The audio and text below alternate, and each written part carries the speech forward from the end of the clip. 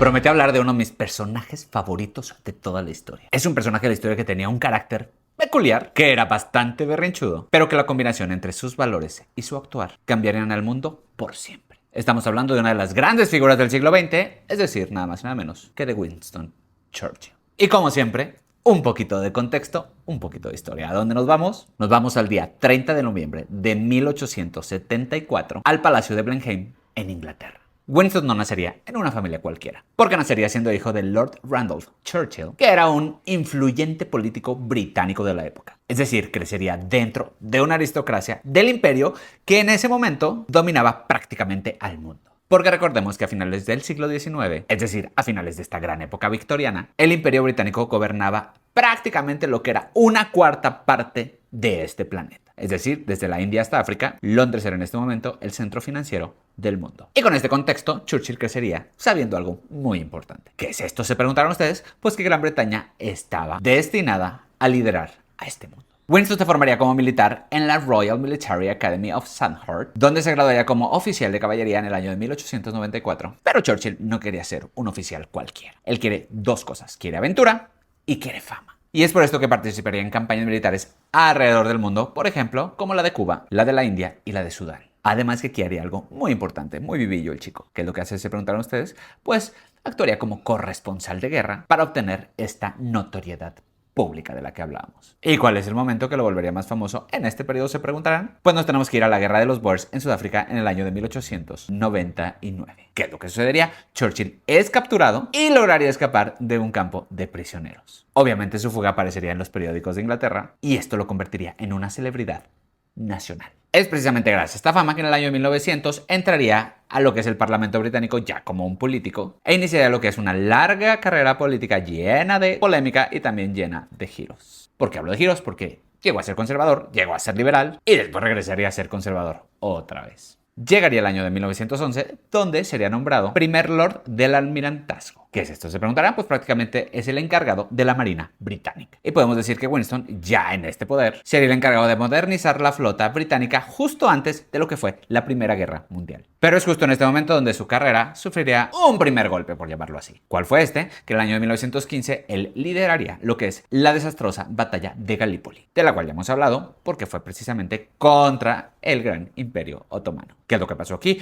La operación fracasaría, traería consigo miles de muertos y por esto mismo haría que Churchill estuviera obligado a dimitir. Obviamente después de esto, su carrera parecería que ya está terminada. Y con esto llegarían los años 30, donde Churchill lo define como sus años en el desierto político. Esto lo dijo básicamente porque estaba prácticamente marginado del poder y muchos lo consideraban ya como un político del pasado. Pero mientras tanto llegamos al año 1933, donde en Alemania un señor con bigote estaba haciendo algo que era fuera de lo común para ese momento, y es precisamente Winston Churchill el que alertaría de esto. Pero lo más interesante de esto es que nadie lo quiso escuchar. Esto terminaría causando que prácticamente todos subestimen el peligro real que se venía, sobre todo el gobierno británico liderado en ese momento por Neville Chamberlain. ¿Qué es lo que haría Neville Chamberlain? Pues obviamente intentaría que no existiera ningún tipo de guerra, y a esta estrategia se le conocería en el futuro como el apaciguamiento. Es decir, negociaría con los del otro bando para que no hubiera bronca, y esto lo hizo quedar muy mal. En 1938 se firmaría lo que es el Tratado de Múnich, donde Alemania obtendría alguna parte de Checoslovaquia con tal de ponerse en paz, y esto lo usaría Chamberlain precisamente para decir que él tenía ya todo bajo control. Churchill fue de los primeros en decir que esto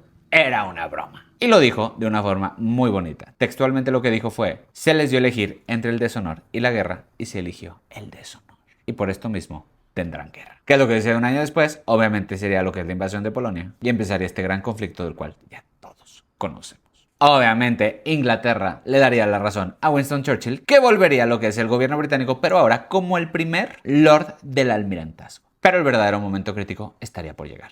Es decir, en el año de 1940, Europa empezaría a caer. Alemania avanzaría rápidamente sobre Noruega, sobre Dinamarca, sobre los Países Bajos, sobre Bélgica y finalmente sobre Francia. En pocas semanas, este ejército alemán parecería imparable, dejando a lo que son las tropas británicas en el área de Dunkerque. Y entre el 26 de mayo y el 4 de junio del año 1940 sucede lo impensable. ¿Qué fue esto? Churchill lo llamaría como el milagro de la liberación, donde básicamente rescataría a 338.000 soldados británicos de las costas de Dunkerque cuando esperaban liberar alrededor de 10.000. Obviamente esta estrategia lo pone en el top of the top. Y así llegaremos al día 10 de mayo de 1940, donde Winston Churchill se convertiría en el primer ministro de Gran Bretaña. Y después de este milagro, pues obviamente muchos británicos todavía querían negociar con los alemanes. Pero alguien se negaría. ¿Quién sería? Winston Churchill. Aquí pronunciaría uno de los discursos más impactantes de la historia, donde dice que si es necesario lucharían en las calles, en las playas, incluso en los cielos, pero que nunca se rendirían y que esa isla jamás sería invadida. Obviamente poco después los alemanes llegarían, se da lo que es la batalla de Inglaterra, donde la aviación británica sufriría muchísimo y todavía no se entiende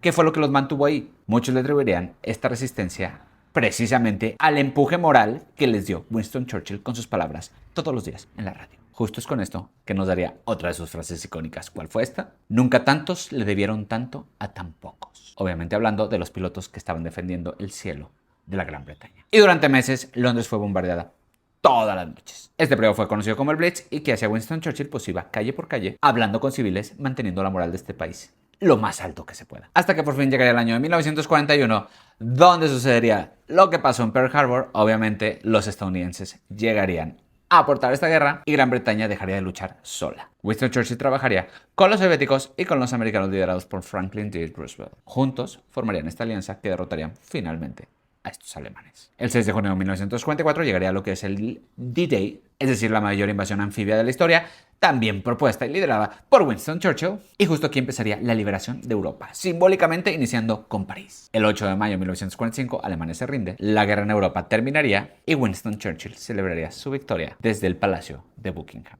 Aquí lo interesante es que justamente 2 meses después de esta victoria, es decir, en el julio de 1945, Winston Churchill perdería las elecciones como primer ministro británico, dejándole este camino a Clement Attlee, que propondría una reconstrucción social de lo que era la Gran Bretaña. En 1946, Winston Churchill viajaría a los Estados Unidos, donde pronunciaría también un discurso histórico mencionando por primera vez lo que era la cortina de acero que habría caído sobre Europa, es decir, dando el inicio de la Guerra Fría. Pero aquí no terminaría la historia de Winston Churchill, ya que regresaría al poder entre los años 1951 y 1955, ahora con una nueva reina ahí. Estamos hablando de nada más y nada menos que de Isabel II de Inglaterra. De hecho, Winston Churchill sería el primer gran ministro de esta gran reina. Y aunque pertenecieron a generaciones completamente diferentes, siempre mantuvieron una relación de respeto e incluso de cariño. La reina lo veía a él como un veterano que había salvado al país. Churchill siempre mostró una lealtad gigantesca a lo que es la corona británica. Llegamos al día 24 de enero de 1965, donde a los 90 años perecería este gran hombre, Winston